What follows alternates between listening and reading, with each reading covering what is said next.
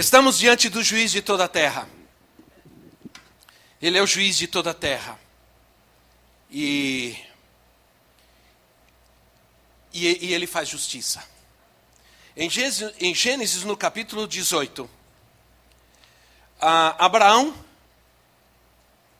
que também foi considerado um profeta de Deus, um libertador. Em Gênesis, no capítulo 18, diante das loucuras e da depravação da cidade de Sodoma e Gomorra, Abraão faz uma oração intercessora. Ele intercede pelas cidades. Ele intercede por essas duas cidades. E é interessante se nós pudéssemos estudar detalhadamente isso, porque Abraão ora e ele diz ao Senhor algumas coisas que para nós podem marcar nossas vidas num ponto em que não podemos desprezar ou menosprezar a intercessão. Porque nossa intercessão pode trazer transformações às cidades, às nações e ao lugar onde nós estamos. Então, Gênesis 18, no versículo 25, Abraão, orando ao Senhor e intercedendo pela cidade de Sodoma e Gomorra, ele diz assim: longe de ti fazer tal coisa, matar o justo com o ímpio, tratando o justo e o ímpio da mesma maneira. Longe de ti não agirá com justiça o juiz de toda a terra. Então respondeu o Senhor: se eu encontrar 50 justos em Sodoma, pouparei a cidade toda por amor a eles. Eu creio sinceramente que a ira do Senhor está sendo retida por causa das orações e das intercessões e por causa de muitos justos que ainda estão em nossa nação. Sim ou não, irmãos? O pecado da cidade de Sodoma e Gomorra era tão grande que Deus decidiu destruí-las. Mas antes de executar sua sentença, o juiz de toda a terra avisa Abraão da sua intenção. E aí nós entendemos o que a palavra de Deus diz, que Deus não faz nada sem antes falar, sem antes anunciar, através dos seus profetas, o que Ele quer fazer, a sua intenção. Deus está interessado em que nós saibamos o que Ele quer fazer em nossas vidas e também na terra, nos próximos anos que virão. Ele está interessado que nós saibamos. Agora, por que Ele está interessado que nós saibamos o que Ele quer fazer na terra? Para que nós façamos parte, por causa, em primeiro lugar, por causa da sua misericórdia. Por causa da sua misericórdia, porque Abraão, sabendo qual era a intenção de Deus, ele começou a interceder. Ele começou a clamar. A ponto de que Deus estava disposto a não cumprir a sua intenção por causa da intercessão, e não somente isso, mas também porque haviam justos naquelas cidades. Abraão, irmãos, ele não foi escolhido aleatoriamente para receber a confiança de Deus. Ele era um escolhido, ele era um homem de fé, ele era obediente, ele era homem justo e direito. Deus não confia seus planos a qualquer um, a qualquer pessoa. E como juiz de toda a terra, o Senhor julga. O Senhor julgou, o Senhor julga e julgará as nações. Amém? Então, Abraão intercede pelas cidades, e ele faz isso preocupado com seu sobrinho Ló, que vivia em Sodoma. Mas isso nos ensina que há um poder extraordinário na intercessão. Na intercessão. A intercessão pode, a intercessão de um justo pode mudar as intenções de Deus. Sim ou não, irmãos? Versículo 26, se eu encontrar 50 justos em Sodoma, pouparei a cidade por amor delas. Também a intercessão de um justo pode salvar uma cidade inteira. No versículo 32, o Senhor diz assim: então Abraão disse ainda: se te ires, Senhor, não te ires, Senhor, mas permita-me falar só uma vez, e se apenas 10 forem encontrados. Ele respondeu: por amor aos 10, não destruirei. Então, o Senhor pode salvar uma cidade inteira, com a intercessão e com a justiça de apenas 10 pessoas. Então não é a quantidade, sim ou não, irmãos? Não é a quantidade, mas é a força, é o poder, é a dedicação, é a intenção, a motivação do coração nessa intercessão. É a sinceridade, é a honestidade dessa intercessão que pode provocar essa transformação. Então, queridos irmãos, a igreja, ela não é uma das respostas, porque incrivelmente hoje se acredita, se pensa que existem várias respostas aos problemas da humanidade. Se crê que a política pode transformar a humanidade, e para mim parece, não sei, pelo menos para mim, parece ilógico que as pessoas se unam, que a igreja se una, que pastores se unam a políticos, crendo que essa unidade, que essa união pode provocar alguma transformação em nossa cidade. O que a gente tem visto é que vai de mal a pior, sim ou não? Quando realmente o pacto ou aliança entre líderes espirituais e políticos, homens políticos, realmente tem dado algum resultado. Eu desafio a uma pessoa que me mostre em qualquer outro lugar onde realmente dá resultado. Aliás, eu quero dizer para vocês, em alguns países, e eu conversava com o apóstolo Dario sobre isso quando a gente vinha, vários pastores que tentaram ser que tentaram ser presidente de um país, presidente de uma nação, ou não conseguiram, ou deu errado. Há um pastor chamado Jorge Serrano, que era um profeta, o apóstolo Dario me disse que ele era um profeta. Esse homem se tornou presidente de Guatemala, era um profeta de Deus, se tornou presidente de Guatemala. Em pouco tempo, ele foi expulso do país, deram impeachment, foi expulso do país, porque foi acusado de corrupção. E ele teve que sair do país e vive hoje no Panamá, usufruindo de milhões que ele roubou de Guatemala. E era um pastor evangélico, era um profeta. Entende? Outro pastor se levantou e deixou seu ministério e foi se preparar para ser um político, porque alguém lhe trouxe uma profecia que seria presidente de Guatemala. E ele deixou seu ministério, entregou na mão da esposa e foi estudar nos Estados Unidos e foi se preparar para ser um político. Gastou alguns anos se preparando para ser político e nunca conseguiu nem se candidatar para presidente do país.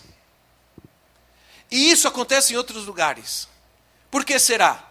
Porque a igreja não é uma das respostas aos problemas da humanidade. Ela é a única resposta. Sabemos que as tempestades e as tribulações já estão começando. E podemos ouvir os trovões e ver os relâmpagos. Quando a gente vê a lista de pecados e maldades, se você quer saber, pega um papel e começa a fazer uma lista dos pecados e das maldades do lugar onde você está, da cidade onde você está, ou talvez da sua própria família, e você vai ver quantas maldades e pecados que levam à ira de Deus. E se hoje comparamos essas maldades e pecados com o mundo de hoje, com os acontecimentos de hoje, em algum momento, irmãos, o que o mundo está vivendo vai despertar a ira de Deus. A ira de Deus. Mesmo que o mundo não verá plenamente a ira de Deus até que se manifeste o anticristo, mas uma medida da ira de Deus virá sobre a terra se nós não nos levantarmos como profeta e anunciarmos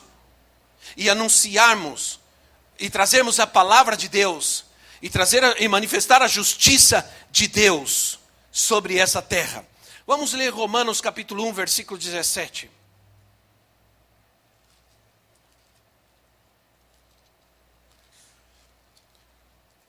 Romanos 1, versículo 17. Diz assim: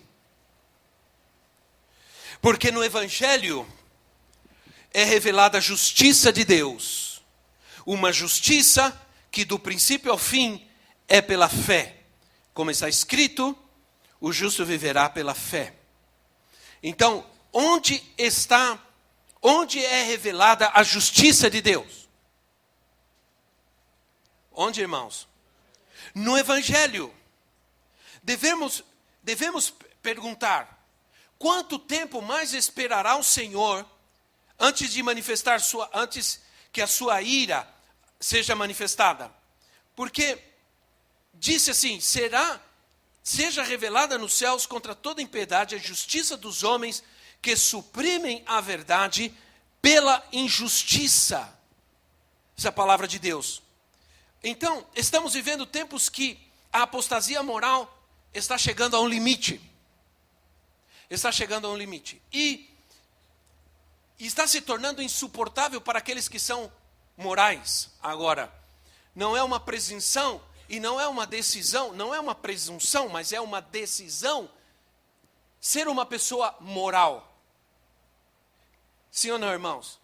A depravação de homens e de mulheres chega ao ponto em que suas mentes estão enganadas e não existe nenhum sentido moral. Inclusive, as pessoas saem para se manifestar, saem para fazer manifestações, discutem e fazem manifestações em favor do direito de ter um estilo de vida que ofende a Deus.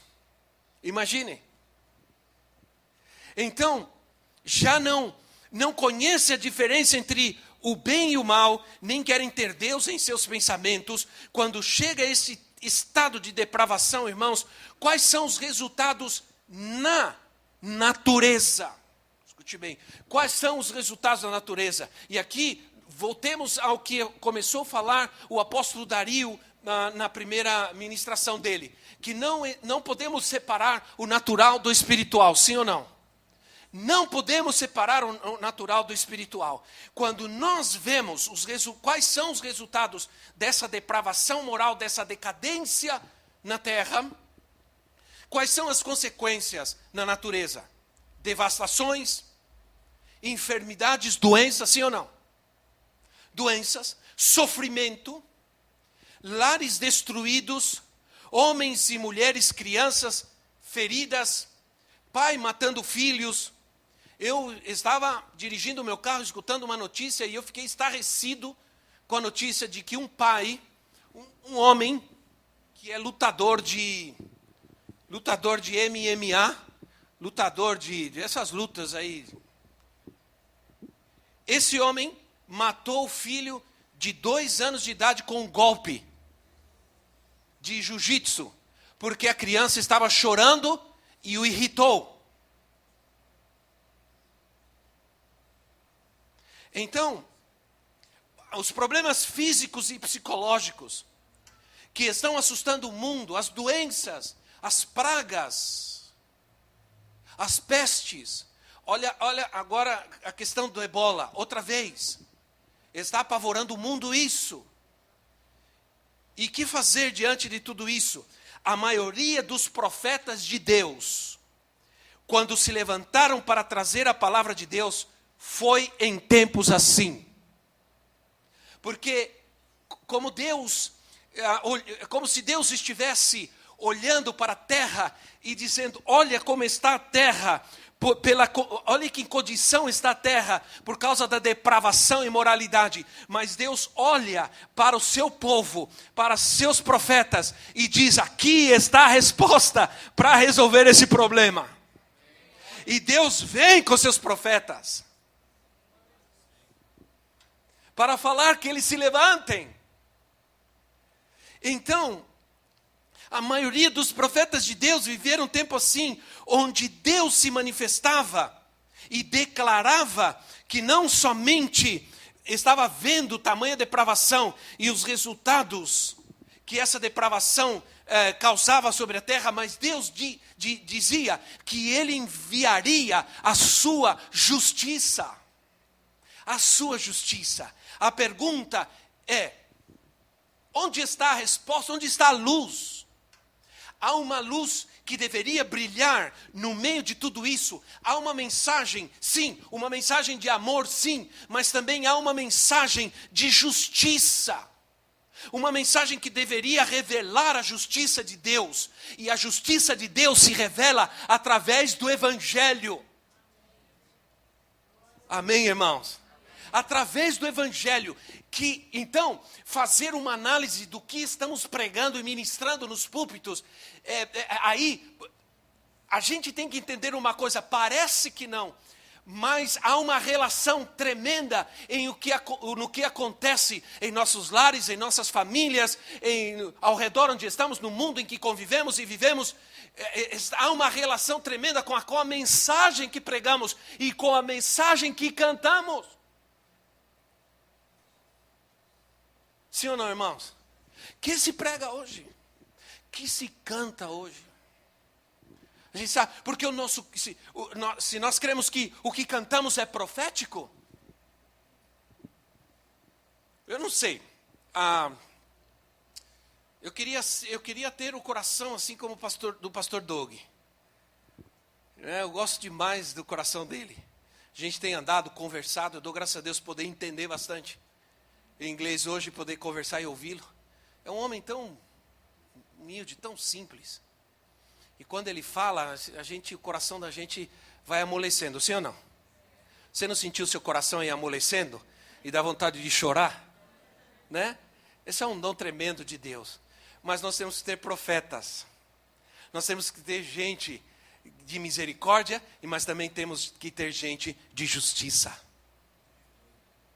Então, olha o que cantamos. Se você olha a nossa hinologia demonstra o estado em que está a igreja.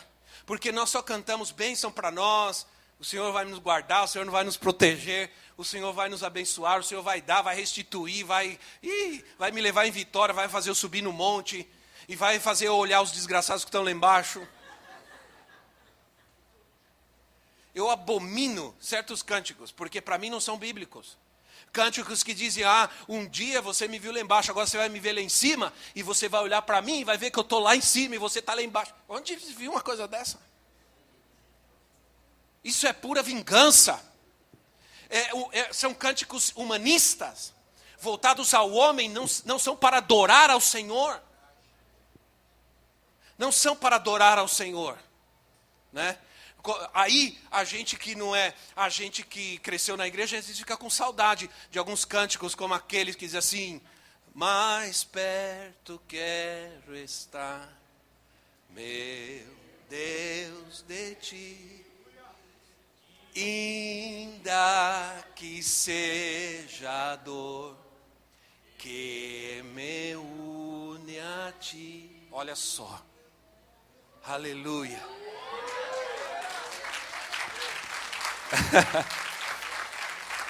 Então,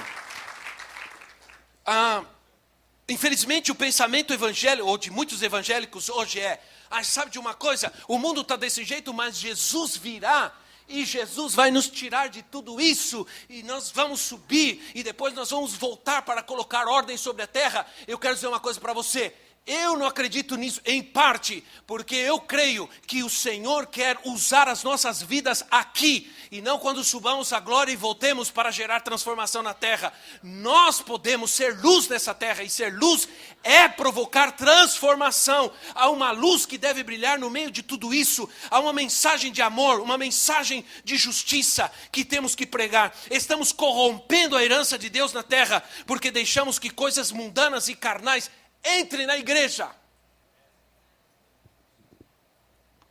com a ideia que se nós relaxarmos e deixarmos de ser radicais, o mundo vai nos amar e nos aceitar.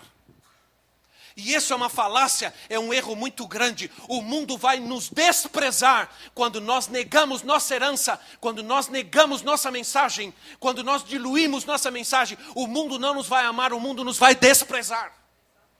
Porque as pessoas creem que estão se aliando com o mundo e creem que esse mundo as está honrando. Não, o mundo as está enganando, porque no final das contas, o mundo não vai nem aceitar e nem honrar essas pessoas. Porque elas mesmas estão desonrando sua fé. Então, essa ideia é falha.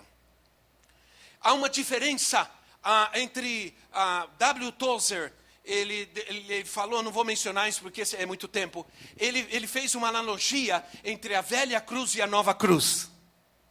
Ele disse, a velha cruz falava sobre arrependimento, sobre transformação total de vida. Falava sobre uma vida, um giro de 360 graus, uma vida nova e diferente. Falava sobre santidade, falava sobre perdão. Mas a nova cruz, ela fala sobre outras coisas, que não vale nem a pena a gente ficar falando aqui. Estamos desejosos de que os dons de Deus fluam em nossas vidas. E eu estou, irmãos, eu estou mencionando a você aquilo que Deus foi me mostrando e falando, e eu fui escrevendo. Porque eu já disse que eu sou um apóstolo profético. Você pode ser profético ou apostólico. Há muitas pessoas que estão felizes em ter um título e pregar. E nós queremos ter ministérios assim, frutíferos, abençoados. Mas isso não é mal. Mas como perder de vista a intenção de Deus quando Ele instituiu os dons? Por que Deus nos deu os dons e os ministérios? O propósito dos dons e dos ministérios é de nutrir-nos de verdade. É de alimentar-nos da verdade. Esse é o propósito dos dons e dos ministérios. Para que não nos enchamos da nossa própria verdade ou da nossa... Ou do nosso próprio entendimento e conhecimento, mas para que nos enchemos da sua própria presença e que Ele ocupe seu templo, que somos nós. Então o mundo conhecerá que Deus é verdadeiro. Amém? Quando o seu templo esteja cheio da sua presença, isso transformará o mundo ao nosso redor. E trará a justiça de Deus nos lugares secos, onde há falta de água. A seca espiritual é falta de água. E onde há seca, falta de água. E a água viva que flui. A água viva que flui deve fluir de onde? Do nosso interior. Aquela água que fluiu do templo. Quando Ezequiel viu aquela água que fluía debaixo do altar do templo, e aquela água se transformava em um grande rio, e corria, e trazia transformação, por onde ela passava, essa água que saía do templo, se refere ao que Jesus disse, aquele que crê em mim, do seu interior fluirão rios de águas vivas. Para quê? Flui do nosso interior, para transformar o mundo. E essa água viva é o Espírito Santo. Não é um templo lindo, feito de pedra, que transformará o mundo. Mas são templos vivos que caminham e andam. Templos vivos que andam por essa terra, cheios do Espírito Santo, fluindo a vida de Deus onde eles estão. E esse fluir vai provocar as transformações que o mundo precisa. Como pode um homem se aproximar de pessoas e essas pessoas serem transformadas, como acontece na vida de alguns homens de Deus, né, irmãos? Se aproximam de algumas pessoas e essas pessoas começam a ser transformadas por Deus. Será que você não quer isso para a sua vida? Eu quero. Me aproximar de uma pessoa que está mal, que está ruim, e começar a ver, me aproximar e começar a andar com essa pessoa e de repente começar a ver uma transformação de Deus na vida dessa pessoa. Algo tem que fluir de nós para esse mundo perdido. A resposta, irmãos, está em nós. Diga, a resposta está em mim. Diga ao seu irmão, a resposta está em você. Nós vamos voltar, porque nós somos cidadãos e nós temos que voltar. Mas não temos que voltar crendo que alguém vai mudar alguma coisa. Vai voltar crendo que é você quem vai mudar e vai transformar. Agora, a criação geme. Diz a Bíblia que a criação geme por libertação. E isso está em Romanos capítulo 8. Romanos capítulo 8, versículo 19. Vamos ler. Romanos 8, 19 diz assim: a natureza criada aguarda com grande expectativa que os filhos de Deus sejam revelados, pois ela foi submetida à inutilidade, não pela sua própria escolha, mas por causa da vontade daquele que a sujeitou, na esperança de que a própria natureza criada, escute bem, a natureza criada seja libertada da escravidão, da decadência e que se encontra recebendo a gloriosa liberdade dos filhos de Deus.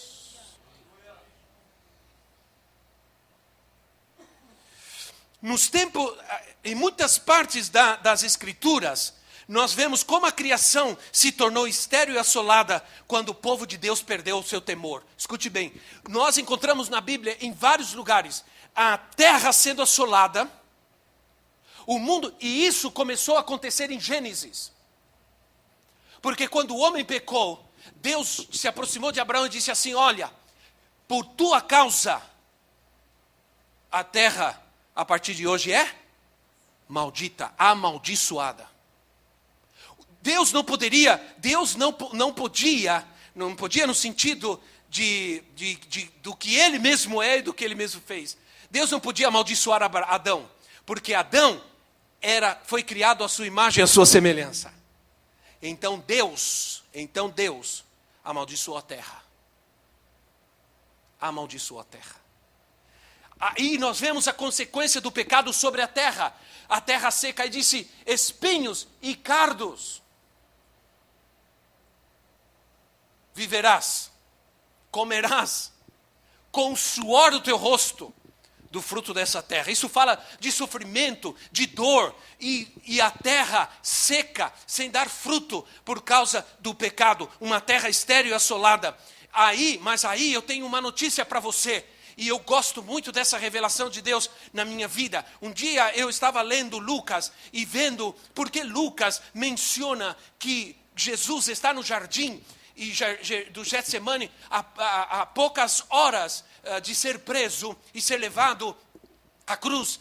Ele está em grande agonia, em grande sofrimento. Imagina tudo que o Senhor estava vendo. Ele sabia tudo que ele ia viver. Ele sabia que toda essa maldição viria sobre a sua vida. E isso não seria fácil. E ele sabia disso.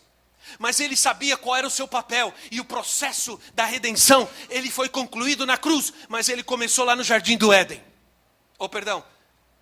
Lá no jardim do Getsemane. Quando Jesus diz a palavra de Deus que a agonia do Senhor era tão grande que ao seu suor eram como grandes gotas de sangue que caíam sobre a terra. Eu creio que foi aí que começou a redenção da terra.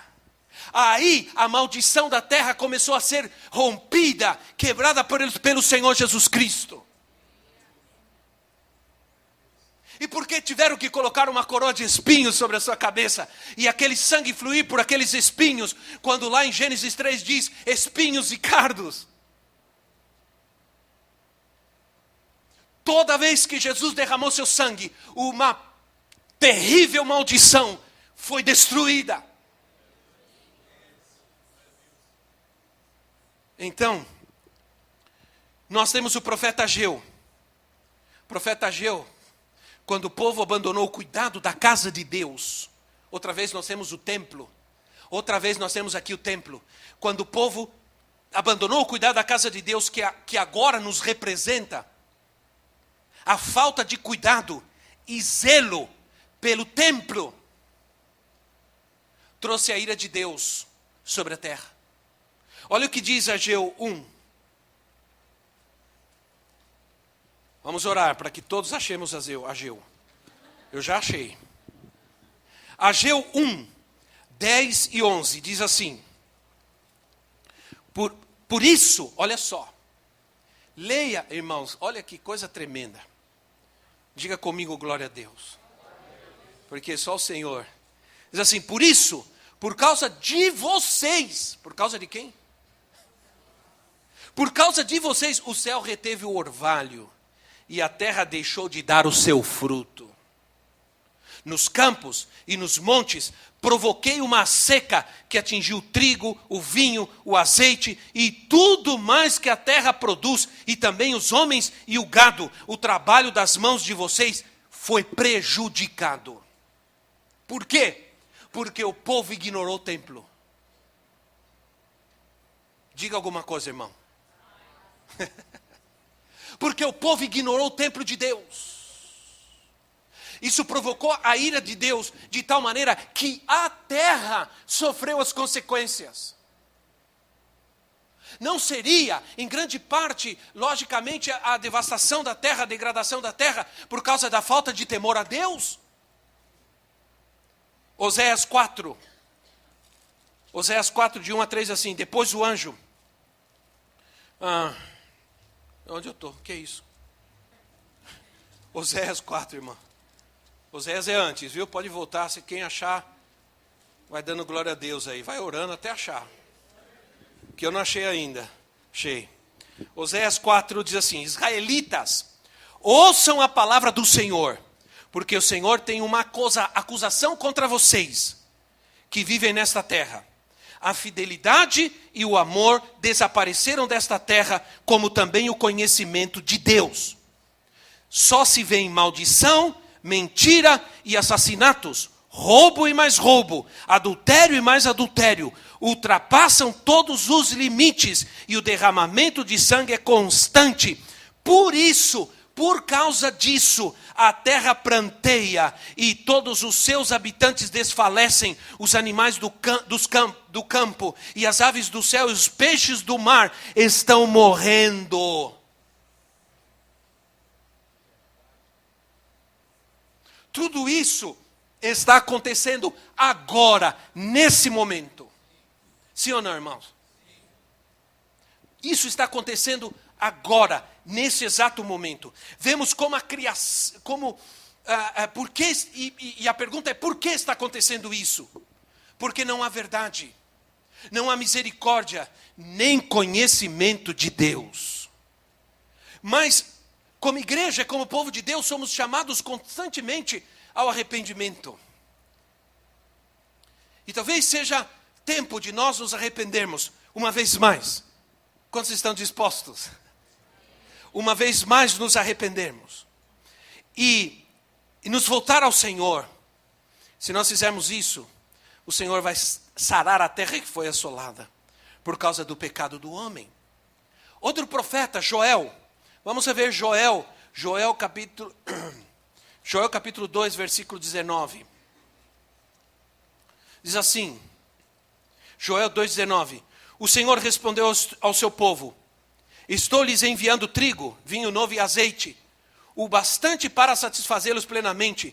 Nunca mais farei de vocês objeto de zombaria para as nações. Perdão. Levarei o invasor que vem do norte para longe de vocês, empurrando-o para uma terra seca e estéril, a vanguarda para o mar oriental e a retaguarda para o mar ocidental, e a sua podridão subirá e seu mau cheiro se espalhará. Ele tem feito coisas grandiosas. O versículo 24 diz assim, as eiras ficarão cheias de trigo, e os tonéis transbordarão de vinho novo e azeite.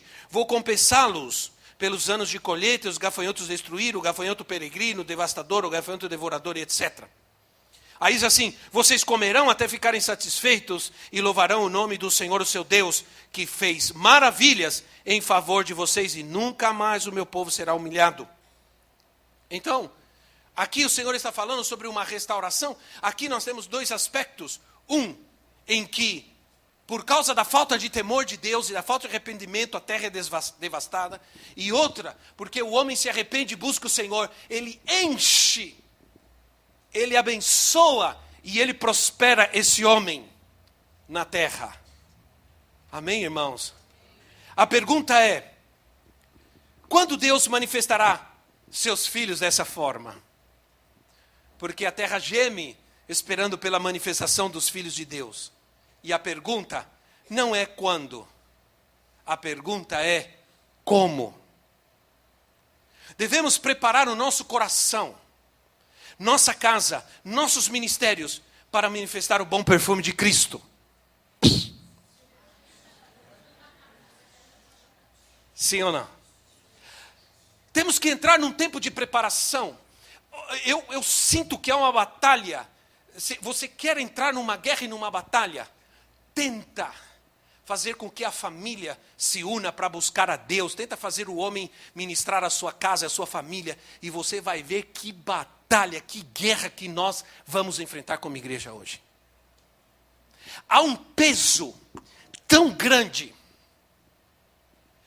principalmente sobre os homens, tão grande, que os torna negligente enquanto uma preparação da sua família, da sua casa, para a manifestação do reino de Deus. Não, há uma luta, você não queira saber. Não há liberdade, há opressão.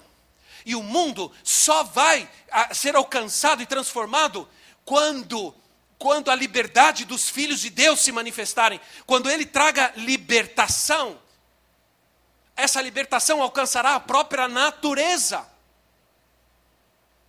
Quando alcance a liberdade dos filhos de Deus, quando se manifeste a liberdade dos filhos de Deus, a natureza vai alcançar libertação. Mas está tão difícil que a família creia na restauração de Deus, que nossas casas creiam, que nossas famílias estejam dispostas e prontas para serem transformadoras, para serem libertadoras de vidas. E a luz tem que brilhar. Diga comigo, a luz tem que brilhar. A igreja primitiva, a igreja de Atos andou e brilhou no mundo. No mundo assim, sim ou não, irmãos? Mas essa luz que brilhava era uma luz interior. Numa igreja que não tinha nada, não tinha templos, não tinha ostentação nenhuma, sim ou não? Não tinha uma internet, um canal de televisão, não tinha nada. Só tinha uma luz interior. E quando essa luz brilhou, o mundo ao seu redor começou a ser transformado. Sim ou não? Era simplesmente uma luz que brilhava. Pedro disse na entrada do templo: eu não tenho nem ouro e nem prata, mas o que eu tenho eu te dou. Levante e anda. A luz brilhou naquele lugar. E uma pessoa foi transformada, foi curada, foi tirada da sua escravidão, da enfermidade. E essa pessoa entrou no templo saltando e adorando a Deus. Olha que transformação. Não foi somente uma transformação física, foi uma transformação total. Porque alguém brilhou para essa vida. Começa a brilhar para as vidas que estão ao seu redor. E elas vão começar a ser transformadas. Que a tua luz interior comece a brilhar no lugar onde você está. E pessoas serão curadas e transformadas. Estevão, sendo martirizado, sendo apedrejado, brilhou com essa luz poderosa e todos viam seu rosto como o rosto de um anjo. Imagina, ele estava sendo apedrejado em sofrimento e dor, mas a luz brilhava. E vendo tudo isso, estava um jovem chamado Saulo, e esse homem viu tudo isso. Mas um dia, esse homem andando, perseguindo a igreja, para destruir a igreja, a luz brilhou. Essa mesma luz brilhou na sua vida. E ele foi transformado.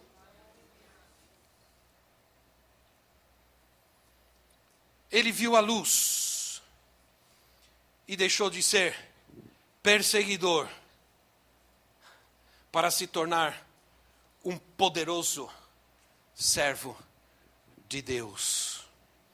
Irmãos queridos, temos que começar a crer e começar a brilhar. E crer que a justiça de Deus se fará Em primeiro lugar, a justiça de Deus se manifestará para o mundo em Jesus.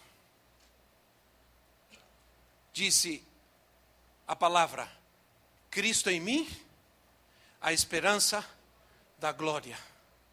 A esperança, em primeiro lugar, está em Cristo. Em segundo lugar, está no Evangelho, como acabamos de ler.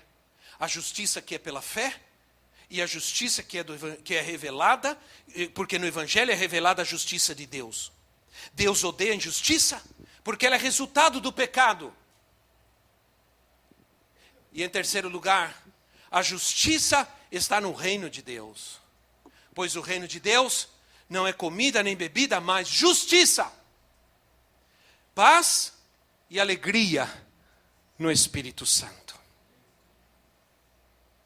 Então, quando o reino de Deus se manifesta, temos paz, temos alegria, temos esperança. E tudo que o mundo precisa está em nós. Então, tudo que o mundo precisa está onde? Em nós. Se o reino de Deus está em mim, tudo que as pessoas ao meu redor precisam. Porque quem hoje no mundo não precisa de alegria? Quem não precisa de paz? Diga-me. Quem não precisa, irmãos, de amor, de misericórdia?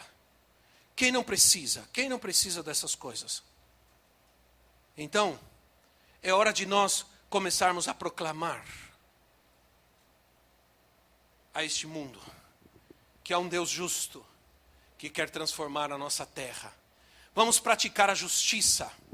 Vamos praticar a justiça. Porque se nós praticarmos a justiça de Deus, os pobres serão alcançados pela sua justiça.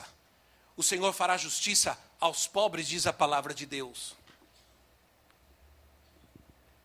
Nós temos que entender tudo isso e sair de um evangelho que está corrompido. Nesses últimos tempos, há um outro evangelho, e Paulo já alertava sobre isso. Há um outro evangelho que se caracteriza por uma falsa adoração. Uma adoração que saiu do profetismo para o estrelismo. Um evangelho que está vivendo uma unificação de religiões. Falsas pregações e falsas profecias. Teologia da prosperidade, teologia da justiça social. E aqui nós vamos tomar muito cuidado, porque, irmãos, a justiça social, ela é importante, mas ela se faz através do Evangelho. Ela não é o princípio de tudo. Não é a justiça social que vai transformar as pessoas, é a pregação do Evangelho do reino de Deus. Viu? É a pregação do Evangelho do reino de Deus. Praticar a justiça. Aqui, e eu dou graças a Deus pelo que o pastor Doug, porque era o que eu tinha que dizer, e ele já disse, glória a Deus. Porque ele não é profeta da casa. É melhor. Mas fazer justiça social sem falar de Jesus não traz resultado nenhum. Sim ou não, irmãos? Se nós vamos praticar a justiça social, se nós vamos praticar o social, nós temos que pregar o Evangelho em primeiro lugar. Para mim, está claro isso. Jesus alimentou 5.000 pessoas que estavam 3 dias ouvindo o Evangelho do Reino. E só depois de muita fome, mas muita mesmo, é que ele multiplicou e trouxe alimento para eles. Sim ou não? O Evangelho é o poder de Deus para transformar o homem integralmente. E porque nós não estamos crendo nesse Evangelho poderoso e transformador, nós estamos querendo tomar outros caminhos e abrir outras portas para ver se de repente as pessoas, elas conhecem o amor de Deus às suas vidas. O amor de Deus é conhecido através da cruz do Calvário, ali onde Jesus levou todos os pecados do mundo, inclusive a pobreza e a miséria. Por que será que o governo faz casa para as pessoas? E a pessoa sai de um barraco e vai para uma casa. E de repente ela vende a casa e volta para o barraco. Por que será que a pessoa está na rua e você vai lá, olha, eu quero te ajudar, você quer ir para um lugar, eu vou te dar comida, eu vou te dar banho, não quero. Eu quero ficar aqui. A grande reclamação de muitos hoje que vão na Cracolândia e vão aos lugares onde estão as pessoas de rua é essa. A pessoa, ela aceita o pão, ela aceita a sopa, ela aceita, mas se você quiser levá-la a um lugar para que ela comece um processo de transformação, ela não quer. Porque esse processo, ele começa em Jesus. E não no pão, e não na sopa, e nem no alimento. Pregar uma justiça social, sem colocar o evangelho em primeiro lugar, e crer que é o evangelho que transforma, nós podemos cair num socialismo cristão, num marxismo cristão. E por incrível que pareça, hoje, em muitos púlpitos, a pregação é universalista, humanista, marxista e socialista.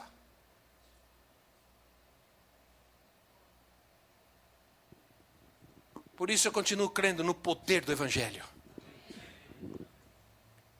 Eu creio no poder do evangelho. Porque ele transformou a vida de muitos que estão aqui. Quando você vem aqui, um dia você vem dar um testemunho aqui, vai perguntar para alguns que estão aqui, por exemplo, que nós temos aqui na igreja. Como o Jorge, por exemplo, que foi tirado da rua. O irmão Nelson, via aquele homem lá, aquele bêbado, né, irmão Nelson, andava sujo, urinando, suas necessidades na roupa, caindo na rua. Quem vê o Jorge hoje, não acredita nisso, não é verdade? Aí um dia o irmão Daniel cansou, o irmão Nelson cansou de vê-lo assim, tomou ele, deu um trato nele e trouxe ele para a igreja. Ele ouviu a palavra de Deus. Ele entregou sua vida a Jesus imediatamente. Olha para a vida do Jorge hoje. Quem é o Jorge hoje? Se alguém diria qual é a maior característica do Jorge. Se eu perguntar para você, qual é a maior característica na vida do Jorge? Qual é? Alegria. Alegria. Alegria. Qual é a primeira pessoa que você encontra quando você chega nessa igreja? Qual é o maior bem de Deus que você encontra quando você entra nessa igreja? A alegria. Provocada por uma transformação radical de Deus. Nós temos o Toninho, que cuida aqui da nossa... O Toninho também trouxeram para a igreja o Toninho nessa mesma condição. Na mesma condição. Só que o Toninho usava drogas e bebia. Era desprezado pelas pessoas, pela vizinhança, era um problema para sua mãe. Ele contava para mim que ele dormia num sofá que não tinha nada, só era a tábua, ele dormia ali, e às vezes as pessoas pegavam ele, jogavam ele lá na porta da casa, e era uma coisa triste. Um dia um irmão da igreja pegou ele e trouxe também para a igreja. Deu um banho nele, trouxe ele para a igreja. E ele entregou sua vida a Jesus. Hoje, ele é responsável por todo esse local aqui. Ele tem as chaves de tudo. De todo esse templo ele tem, ele cuida de tudo. Ele é funcionário da igreja, ele cuida de tudo. E há de você, se você faz alguma coisa errada aqui dentro, você vai ter que se ver com o Toninho. Ele tem um zelo por este lugar, ele tem um amor por este lugar. E era um mendigo, um drogado. E o que o transformou? O poder do evangelho. Ele não gosta nem de falar sobre o passado dele. Porque ele fala, é tão feio que eu não quero nem saber. Entende? Ele é um homem íntegro. Deus o transformou num exemplo. E é um profeta de Deus. Um dia, faz muito tempo atrás, eu tinha um Toyota Corolla. E ele dizia assim para mim, um dia eu estava entrando aqui, eu quero dizer uma coisa para você. Esse carro não é para você. Eu falei, Toninho. Ele falou, eu estava orando, e sabe qual carro que Deus mostrou que você ainda vai ter? Você vai ter um Fusion. Um Fusion preto. E um dia eu cheguei aqui na igreja com um Fusion preto. E ele olhou para mim e falou, eu disse? Eu falei? Um profeta de Deus, ele prega para o bem dos outros, não para o seu próprio bem. Ele não tem quase nada. É simples. Mas ele profetizou na minha, eu creio que ele profetizou na minha vida que eu teria um fúzio.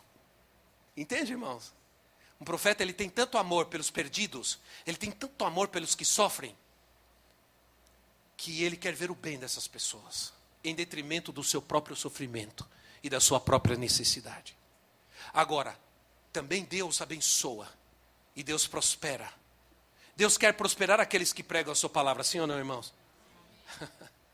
E com isso eu preciso terminar. Mas daqui a pouco assume o apóstolo Dario. Vai ter algum break, alguma coisa? Vai ter um break, um café. Esse povo já comeu demais, viu? Devia entrar direto e tal, mas tudo bem. Mais tarde nós vamos orar, porque eu creio no poder da intercessão. Nós vamos orar pela... Eu quero fazer algo aqui. Eu quero que você pegue um papel e escreva, porque nós temos gente de outras cidades. Eu quero que você pegue um papel e escreva nesse papel quais são as maiores necessidades do lugar onde você está. Você vai escrever e depois nós vamos colocar um cesto aqui, você vai trazer. Nós vamos orar por alguns países. Eu pedi a bandeira de Israel para que a gente ore também por Israel. Nós não somos judaizantes, não somos, não fazemos rituais judaizantes nenhum, não usamos nada. Mas a Bíblia diz que devemos orar pela paz de Jerusalém. E vamos orar também. Vamos orar pelas nossas nações. Há profetas de Deus aqui, há homens de Deus nesse lugar, que vão levantar a sua voz nesse lugar. E Deus vai ouvir o seu clamor, como ouviu de Abraão. Há mais de 10 justos aqui, amém? Quantos justos estão aqui hoje? Quando esses justos orarem, Deus visitará a sua terra. E Deus trará cura e libertação neste lugar. Amém, irmãos? E enquanto você tem um intervalo, escreve e traz aqui. E nós vamos fazer ao final, nós vamos fazer um tempo profético. Nós vamos orar pelos pastores que estão aqui. Vamos ministrar aos pastores. Vamos pedir que Deus traga a palavra de Deus. Eu quero dizer uma coisa para você. Quando o pastor Doug traz uma palavra de Deus, é profética. Traz de uma forma tão tremenda que mexe mesmo com a gente. E também vamos orar para que Deus abençoe. São homens prósperos de Deus. O apóstolo Dario, que está fazendo um trabalho tremendo nos Estados Unidos. A obra está crescendo, se multiplicando, avançando. Então são homens de Deus, prósperos no Senhor. Homens abençoados por Deus, com as suas vidas, seus corações entregados à obra de Deus. Eu quero dizer uma coisa para vocês. Cada um de nós temos o nosso temperamento, sim ou não? Cada um de nós temos o nosso temperamento. Eu nunca vi o apóstolo Dario chorar como ele chorou quando as 2 filhas dele foram separadas para ir como missionárias para a Espanha. Eu fiquei até preocupado. Falei, meu Deus, nunca ouvi chorar dessa maneira. Entende? Olha o que quebrantou o seu coração. Ver suas filhas como estão agora servindo ao Senhor. Essa é a maior alegria e a maior satisfação de um pai. Porque quando os nossos filhos nasceram, quando eles estavam na barriga quando eles estavam na barriga não, né, irmãos? Quando eles estavam no útero. Porque eu fiquei olhando, eu estava prestando atenção na palavra, irmãos. Mas nós preparamos os nossos filhos para servir a Deus. Quando nós os ensinamos a amar a Jesus e a obedecer a sua palavra. Amém, irmãos? Glória a Deus. Vamos ter um coffee break, um descanso de apenas alguns minutos. Ok. Os DVDs de quinta e sexta já estão. Compre, leve, dê de presente para alguém, leva para a igreja, leva para o pastor que não veio. Eu queria fazer uma reclamação aqui. Quando chegar, você faz também uma reclamação para os pastores. Sabe, irmãos, eu penso que os pastores deveriam estar aqui. Pastores deveriam estar aqui para ouvir o que Deus está falando. Entende, irmãos? Pastores deveriam estar nesse lugar ouvindo a palavra de Deus e aprendendo. Infelizmente, os pastores estão desinteressados em saber sobre o profético. Não estão muito interessados porque talvez digam, essa não é minha praia, não é meu chamado, não é meu ministério. E não sabem. E eles são a porta, e eles são a autoridade de Deus. E se eles não se interessam, o que vai acontecer com o povo? O que vai acontecer com as pessoas? Sim ou não, irmãos?